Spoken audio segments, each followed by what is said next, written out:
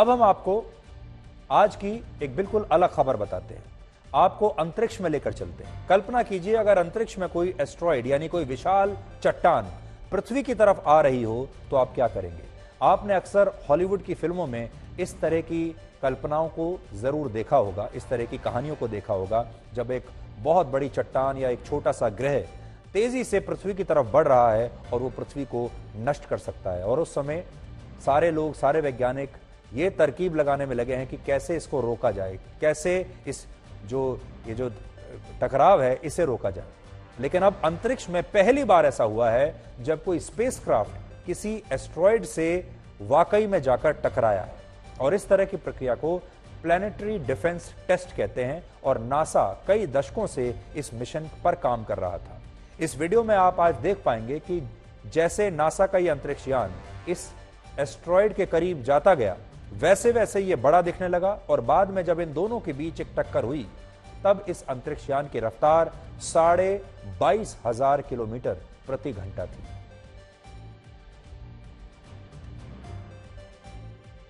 इस स्पेसक्राफ्ट को अमेरिका ने डार्ट नाम दिया है, DART, जिसका अर्थ होता है डबल एस्ट्रॉयड रीडायरेक्शन टेस्ट। और इसकी जिस एस्ट्रॉयड से टक्कर कराई गई उसका नाम है डायमरफोस। अंतरिक्ष में इस एस्ट्रॉयड की खोज वर्ष 2003 में हुई थी, जबकि डार्ट नाम के इस अंतरिक्ष यान को नासा ने वर्ष 2021 में लॉन्च किया था। अब यह समझिए कि नासा ने इस अंतरिक्ष यान की इस एस्ट्रॉयड से टक्कर आखिर क्यों करवाई। ऐसा इसलिए हुआ ताकि पृथ्वी को एस्ट्रॉयड्स के खतरे से बचाया जा सके। असल में एस्ट्रॉयड्स एक तरह का प्लैनेट यानी एक ग्रह होता है। जैसे पृथ्वी एक बहुत बड़ा सा ग्रह है, ठीक वैसे ही, लेकिन क्योंकि एस्ट्रॉयड्स आकार में प्लैनेट से बहुत छोटे होते हैं इसलिए उन्हें ग्रह कहने की बजाय एस्ट्रॉयड्स कहा जाता है। अभी फिलहाल इस समय अंतरिक्ष में अनगिनत एस्ट्रॉयड्स तैर रहे हैं। इनकी संख्या लाखों में हो सकती है और अगर इनमें से कोई बड़ा एस्ट्रॉयड्स भविष्य में पृथ्वी से टकरा जाता है तो इससे पृथ्वी का एक हिस्सा नष्ट हो सकता है। और इसी खतरे से बचने के लिए नासा ने यह प्रयोग किया है। नासा यह देखना चाहता है कि अगर भविष्य में कोई एस्ट्रॉयड पृथ्वी की तरफ आता है तो वो किसी अंतरिक्ष यान से उसकी टक्कर करवाकर उसकी दिशा और गति को बदल सकता है या नहीं।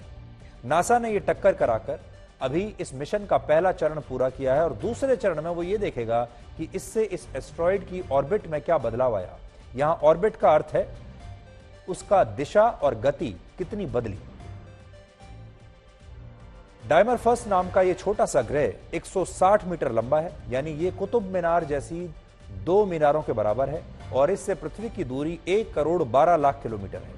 अब सवाल आता है कि यह मिशन इतना जरूरी क्यों है। इसका जवाब यह है कि एक छोटा सा एस्ट्रॉयड पृथ्वी के बड़े हिस्से को तबाह करने की ताकत रखता है।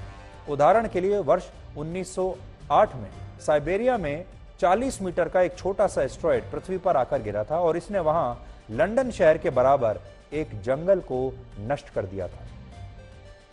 अब तक नासा और दूसरी अंतरिक्ष एजेंसियां 10 लाख से ज्यादा एस्ट्रॉयड्स का पता लगा चुकी हैं, जिनमें से 27,000 एस्ट्रॉयड्स पृथ्वी से सूर्य जितनी दूर हैं और इनमें से कई एस्ट्रॉयड्स का पृथ्वी से टकराने का खतरा बना रहता है। यहां एक दिलचस्प जानकारी आपके लिए यह भी है कि नासा जिस मिशन को अंतरिक्ष में सफल कर पाया उस मिशन की कल्पना हॉलीवुड की फिल्मों में बहुत पहले ही की जा चुकी है। और वर्ष 1998 में एक फिल्म आई थी हॉलीवुड की जिसका नाम था आर्मागेडन। उसमें यही दिखाया गया था कि कैसे एक एस्ट्रॉयड यानी चट्टान का एक टुकड़ा पृथ्वी को एक बहुत बड़े संकट में डाल सकता है।